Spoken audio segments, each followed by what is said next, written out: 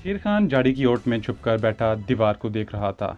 जब इसे बैठे बैठे 5-7 मिनट गुजर गए और कोई बाहर ना निकला तो वो समझ गया कि दहशतगर्दों का खुफिया ठिकाना इसी जगह पर है। वो चुपके से उठा और दबे पांव खाई के पत्थरों और रोड़ों पे से वापस चल पड़ा। खाई के बाहर आकर वो सोचने लगा इसे क्या करना चाहिए। अगर इस वक्त इसके साथ कमांडो फोर्स होती तो वो दहशतगर्दों के पूरे गैंग को पकड़ सकता था, लेकिन वो अकेला था और तनहा था। कुछ देर सोचने के बाद वो घाटी की चढ़ाई चढ़ने लगा। वो जल्दी जल्दी चढ़ाई चढ़ रहा था।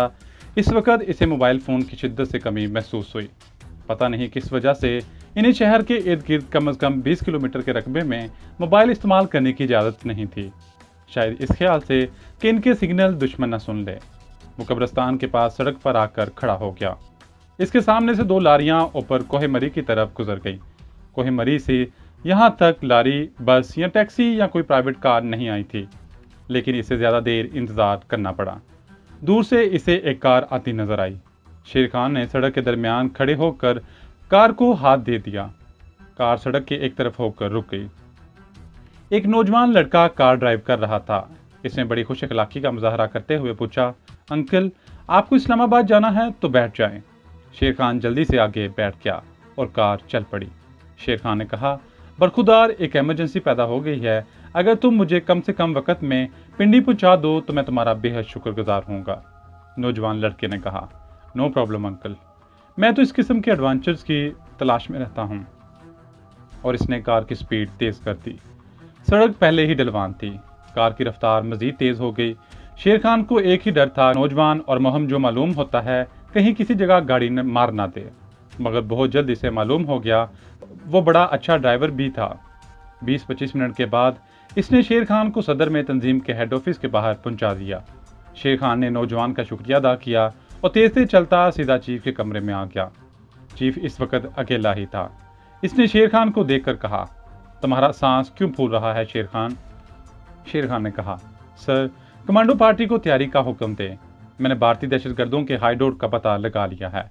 मैं वहीं से आ रहा हूँ। चीफ ने इस वक्त 10 मुजाहिद कमांडोज की एक फोर्स शेर खान के साथ रवाना कर दी। ये कमांडो 2 बंद जीपों में सवार हो गए। अगली जीप में शेर खान ड्राइवर मुजाहिद के साथ बैठा था। वो जितनी जल्दी निकल सकते थे शहर की ट्रैफिक में से निकलकर मरी रोड पर आ गए। इन्होंने गाड़ियों की स्पीड बढ़ा दी। शेर खान को यही एक फिक्र थी कि कहीं इस दौरान दहशतगर्द किसी वजह से अपने खुफिया ठिकाने से निकल ना गए हों।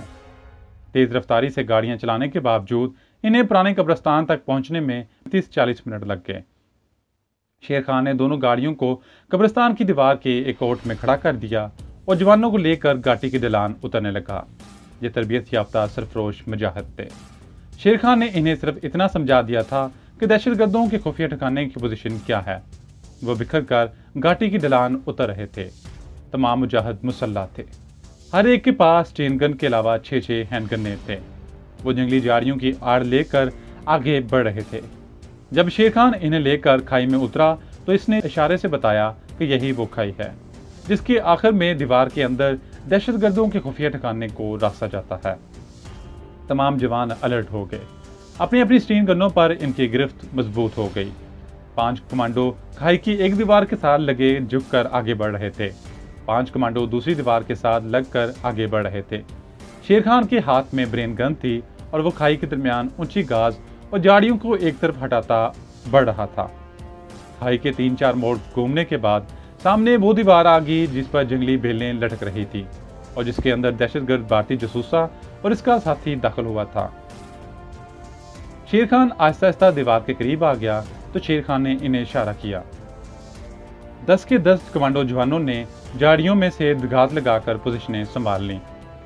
शेर खान को यकीन था कि अगर इस दीवार के अंदर टीले के नीचे दहशतगर्दों का हाईडआउट है तो इससे बाहर निकलने का कोई दूसरा रास्ता नहीं होगा।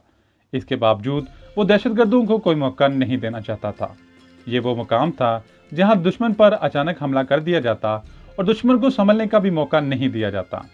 शेर खान ने हैंड ग्रेनेड हाथ में लेकर इसकी पिन निकाली और इसके स्प्रिंग को अंगूठे से दबाकर दीवार के करीब आ गया।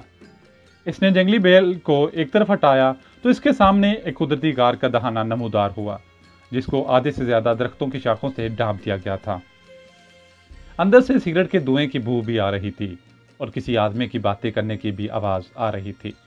शेर खान ने दस्ती बम गार के अंदर फेंका और फौरन जमीन पर औंधा लेट गया।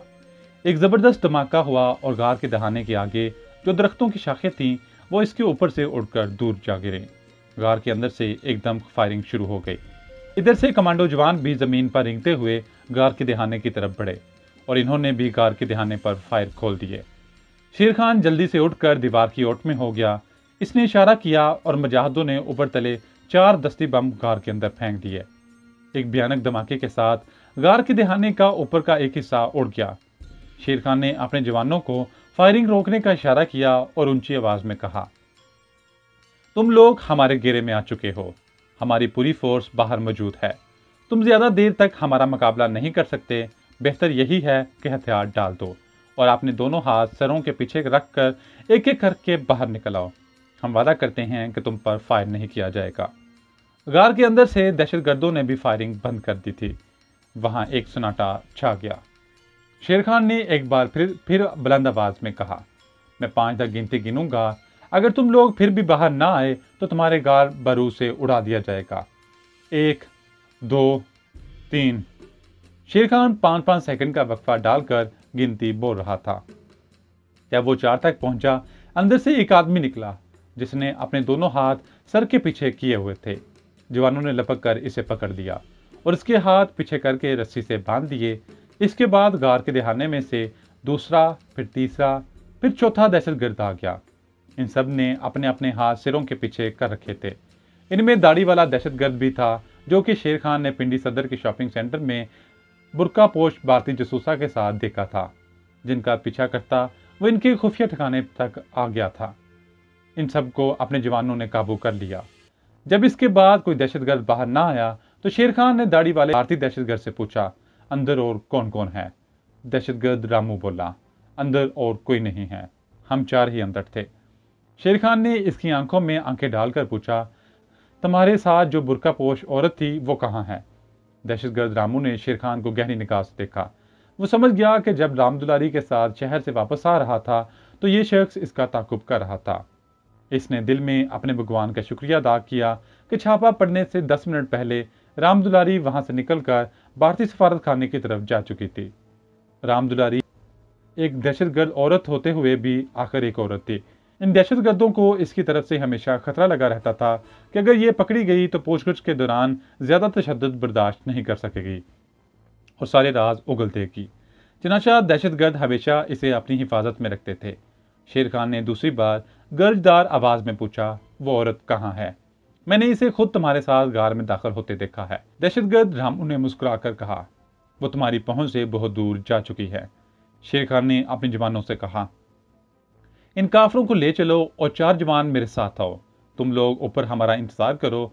6 मुसल्लाह मुजाहिद रस्सियों में जकड़े हुए भारतीय दहशतगर्दों को लेकर वापस चले गए और शेर खान 4 जवानों को लेकर गार में दाखिल हो गया। गार के अंदर एक कुदरती कशादा कमरा सा बना हुआ था। वहां जितना असला, हथियार और मैगजीन था वो इन्होंने उठा लिया और गार से निकलकर ऊपर अपनी गाड़ियों की तरफ चल पड़े। शेर खान को अफसोस हो रहा था कि भारतीय दहशतगर्द जसूसा इसके हाथ से एक बार फिर निकल गई थी। रामदुलारी दहशतगर्दों के खुफिया अड्डे पर रामू के साथ आने के कुछ देर बाद क्यों निकल गई थी? इसकी एक ही वजह थी कि अभी इसकी किस्मत में कमांडोज के हाथों गिरफ्तार होना नहीं लिखा था। जाने क्यों दहशतगर्द रामू को ख्याल आ गया कि रामदुलारी का इस वक्त खुफिया कमीगाह में रहना ठीक नहीं। इसने इसे कहा कि वो वापस भारतीय सफारत खाने चली जाए। रामदुलारी वापस नहीं जाना चाहती थी, लेकिन रामू ने इसे मजबूर करके वापस भेज दिया। वो बुर्का ओढ़कर खुफिया अड्डे से निकल गई। इस वक्त बाहर मैदान साफ था। इसका पीछे करने वाला कोई नहीं था। वो टैक्सी लेकर भारतीय सफारत खाने आ गई। प्रेस अताशी से देखकर बोला, तुम क्यों आ गई हो? रामदुलारी ने कहा, मुझे रामू ने वापस भेज दिया है। प्रेस अताशी ने कहा, ठीक है, तुम ऊपर वाले कमरे में चली जाओ और सफारत खाने की इमारत से बाहर मत निकलना। इसके 1-1.5 घंटे बाद भारतीय सफारत खाने को इतला मिल गई कि पुलिस छापा मारकर अपने सारे आदमियों को पकड़ कर ले गई है। जब रामदुलारी को इस खबर का पता चला तो वह हैरत ज़दा सी हो गई। अगर रामू इसे ऐन वक्त पर वहां से चले जाने को ना कहता तो वो भी इस वक्त पिंडी के किसी पुलिस स्टेशन के हवालात में बंद होती। दहशतगर्दों का पकड़े जाना भारतीय हुकूमत के लिए बहुत बड़ा सदमा था। नई दिल्ली ने इसी वक्त अपने सफारत खाने को पैगाम भेज दिया कि कुछ देर के लिए तकरीबी कार्रवाइयाँ बंद कर दी जाएं और राम दुलारी को वापस नई दिल्ली भेज दिया जाए। इसी वक्त राम दुलारी को सफारतखाने की एक गाड़ी में पेशावर रवाना कर दिया गया। वीज़ा लगा भारतीय पासपोर्ट इसके पास था। पेशावर से इसे PIA के त्यारे के जरिए कराची पहुंचाया गया, जहां से अरब अमारात बाद में राम दुलारी दुबई चली गई। दुबई से इसने ब्रिटिश एयरवेज की फ्लाइट पकड़ी और नई दिल्ली पहुंच गई। तंजीम के हेडक्वार्टर का चीफ शेर खान की कारकर्दगी से बड़ा खुश था। इसकी होशियारी से भारतीय दहशतगर्दों का एक बहुत बड़ा गिरोह पकड़ा गया। चीफ ने शेर खान से कहा था कि इसके आइंदा मिशन के सिलसिले में मुजाहिद कमांडो शाहद अली इसके साथ भारत जाएगा। वो शाहद अली से इसे शाम के वक्त मिलाएगा। चनाचा शाम होते ही शेर खान अपने चीफ के कमरे में आ गया। नूरानी चेहरे और शरई दाढ़ी वाले चीफ साहब हस्बे मामूल दरी पर तकिए के सहारे बैठे जरूरी कागजात देख रहे थे। इसने शेर खान के सलाम के जवाब में वालेकुम सलाम के बाद कहा, तुम ठीक वक्त पर आए हो। मुजाहिद शाहद अली थोड़ी देर में आ रहा है, मेरे पास बैठ जाओ। शेर खान बड़े अदब से चीफ के सामने एक तरफ होकर बैठ गया। चीफ ने कागजात समेट कर एक तरफ रख दिए और शेर खान से मुखातब होकर कहा, मैं मुजाहिद शाहद अली के बारे में तुम्हें बता चुका हूँ कि वो 4 साल से जिहाद कश्मीर में शरीक है और कश्मीर की तकरीबन हर महाज पर मकबूजा भारतीय फौज के खिलाफ नुमाया कारनामे अंजाम दे चुका है। अपनी फौज का रिटायर्ड कमांडो है और फौज का तरबियत याफ्ता है। अपनी मुजाहिदाना सरगर्मियों के सिलसिले में वो सारे जनूबी भारत में फिरता रहा है और ख़ास तौर पर हैदराबाद दक्कन में इसने बहुत वक्त गुजारा है। इसी वजह से वो वहाँ की तामिल और तेलुगु ज़बान बोल और समझ लेता है। ये ज़बानें तुम भी जानते हो। इसका तुम दोनों को बड़ा फ़ायदा होगा और तुम्हें अपने मिशन में मदद मिलेगी। इतने में एक मुजाहिद ने आकर इतला दी कि मुजाहिद शाहद अली आ गया है। चीफ ने कहा, इसे अंदर भेज दो। कुछ ही देर बाद शाहद अली आ गया। इसने सलाम किया और बोला, सर मैं लेट तो नहीं हूँ। चीफ ने कहा, कमांडो ना वक्त से पहले आता है और ना वक्त के बाद आता है। तुम ठीक वक्त पर आए हो, इनसे मिल लो। ये कमांडो शेर खान है।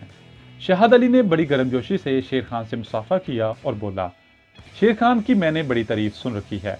मुझे इस शेर दिल कमांडो से मिलकर बड़ी खुशी हुई है।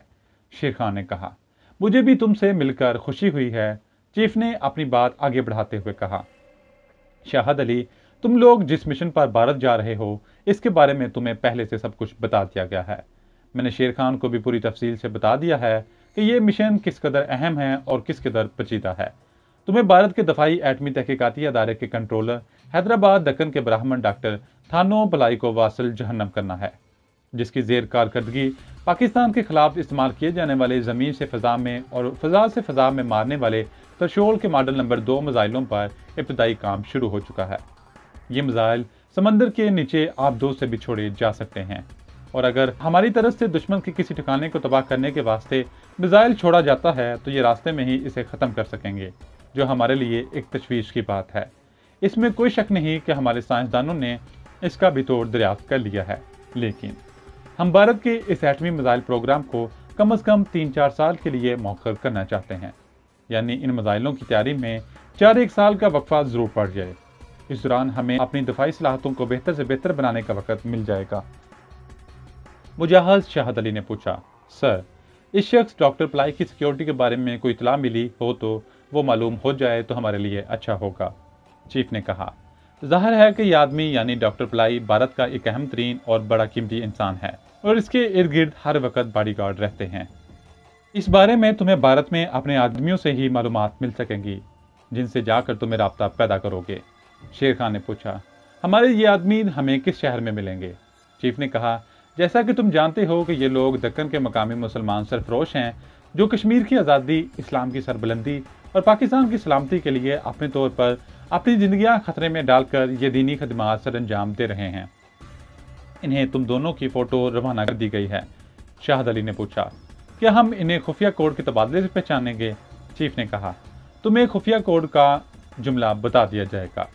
इनका आदमी हैदराबाद दक्कन के स्टेशन पर तुम्हें लेने आया होगा, वो तुम्हें पहचान लेगा।